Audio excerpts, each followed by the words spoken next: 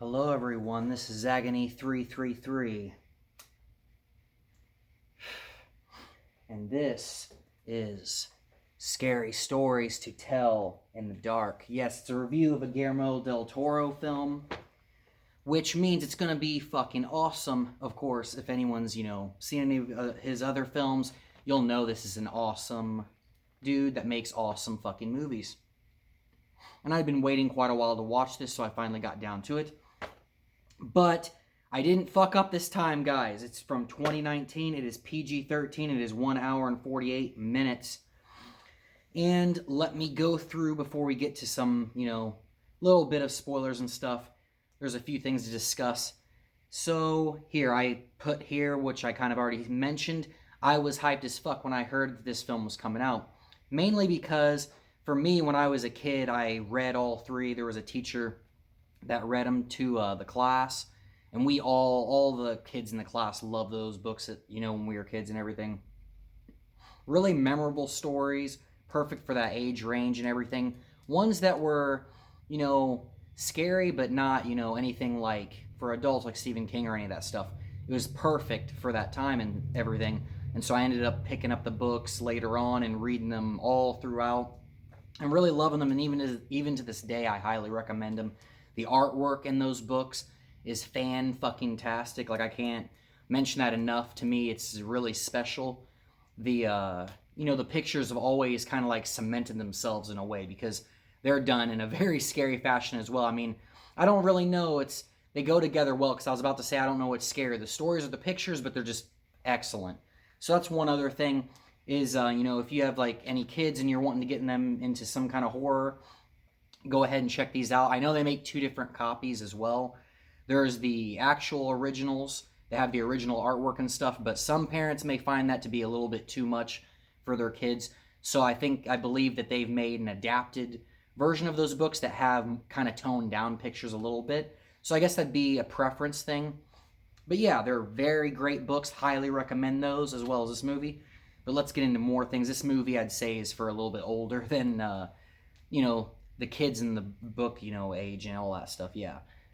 For that age range. This one's, I would say, probably more teens because it's PG-13.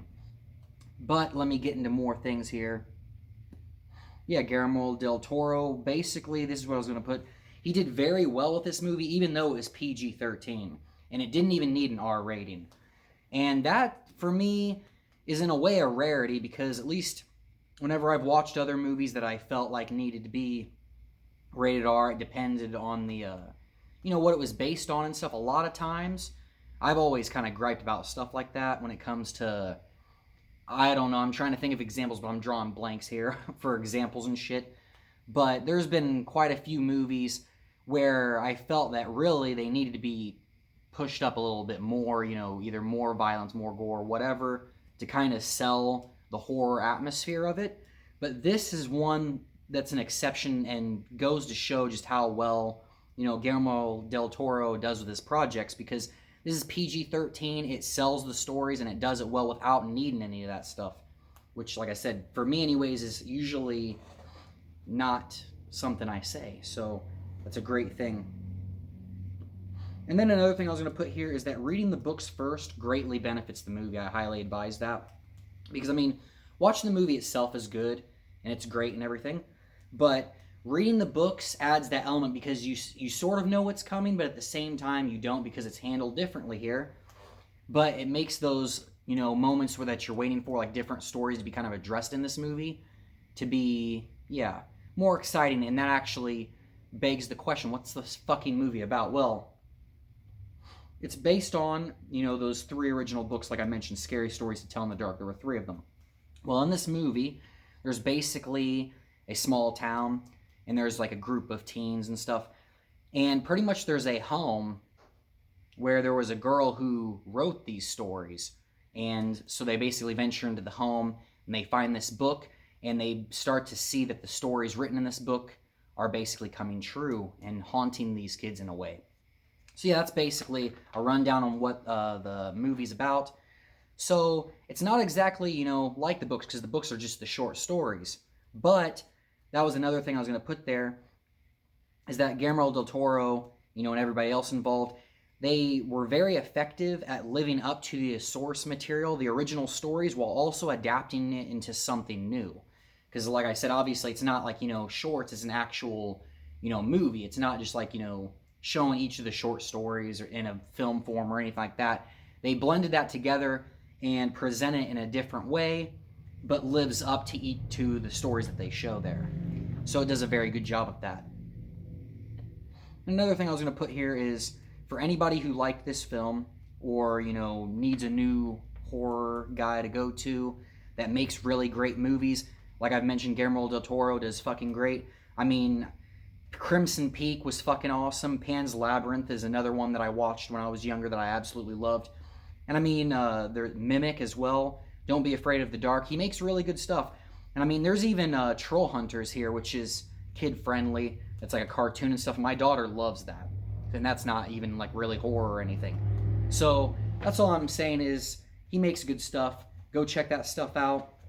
Really awesome. I mean, I had friends, I guess, complain about Crimson Peak when it came out in the past, but I didn't feel like there's any gripes there.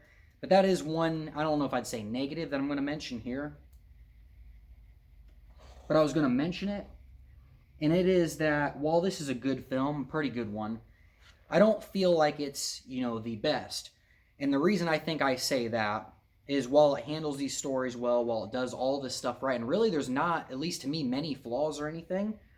It's just, for me, when I look at Guillermo del Toro's other work, like I mentioned, Crimson Peak or Pan's Labyrinth, those, I really loved those movies.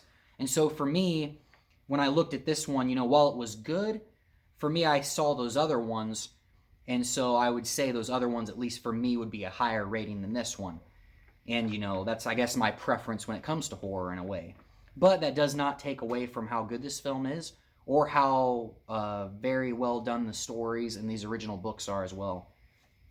So, let me think here if there's any kind of other things I need to mention.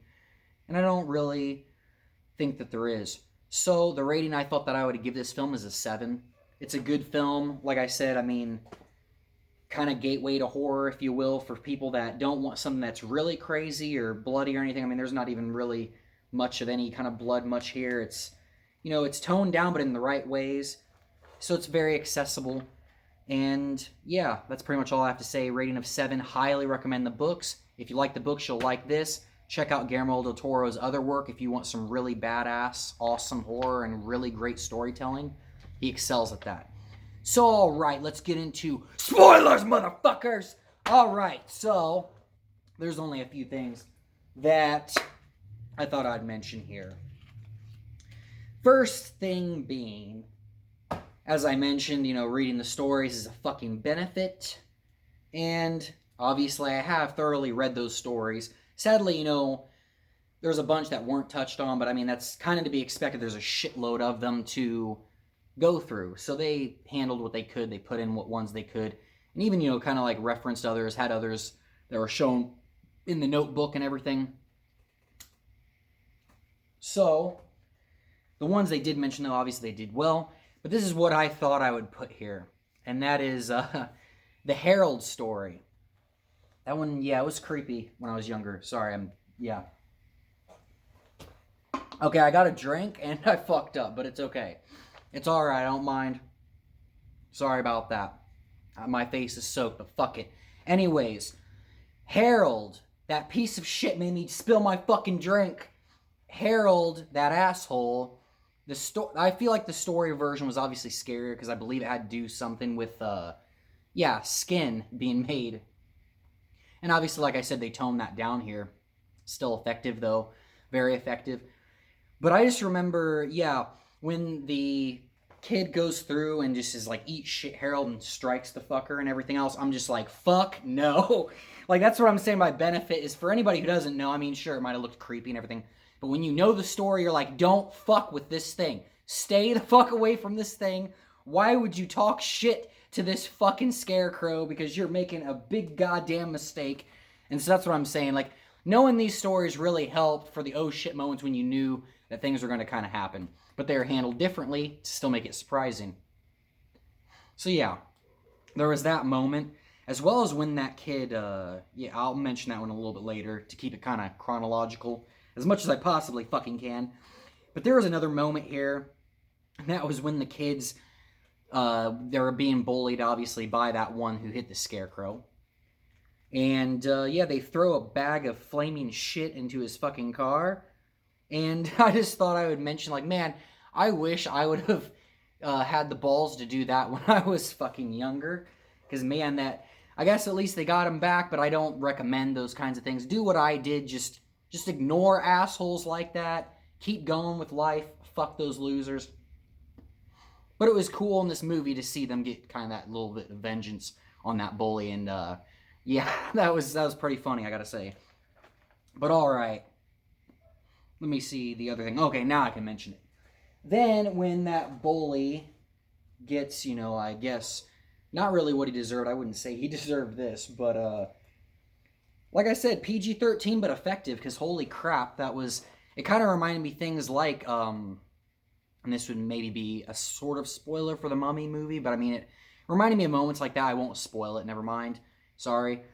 But I mean, it was effective. It didn't even have blood or anything, but when, you know, Harold comes after him, that was pretty crazy. I could see, you know, people that, like I said, the gateway thing, accessibility into horror, it's effective. It's not gruesome or anything like that, but it was definitely something that was an effective scene. Okay. So, yeah, another oh shit moment was with the red spot, which, if you guys know that one, or if you don't know that one, this is a spoiler. It's about a zit that is essentially a fucking infested, yeah, egg sac with spiders and shit. Fuck that too. When I saw that one coming, I was like, God, I just remember that story freaking me the fuck out. And that story, or something to that effect, actually used in other horror movies as well. And every fucking time that's ever happened in any of these movies, because like I said, I swear it was, and at least one other, I don't know if I'd say two, but I know I've seen it at least in one other horror movie elsewhere. I can't recall. It was, I think, something low budget. Actually, I think I almost have the fucking name of it. Son of a bitch. What is the name of that fucking horror movie? I think it's called Bloody Mary. It might be. Don't mark my words on that one, but I believe that horror movie is called Bloody Mary, and it has to do with urban legends and shit. But anyways, whatever movie that was, every time this has been handled, it's fucking terrible. Terrifying, not terrible. Terrible in a good way. It's fucking horrific. I couldn't imagine having to have something like that to fucking deal with. So yeah, that was another oh shit moment.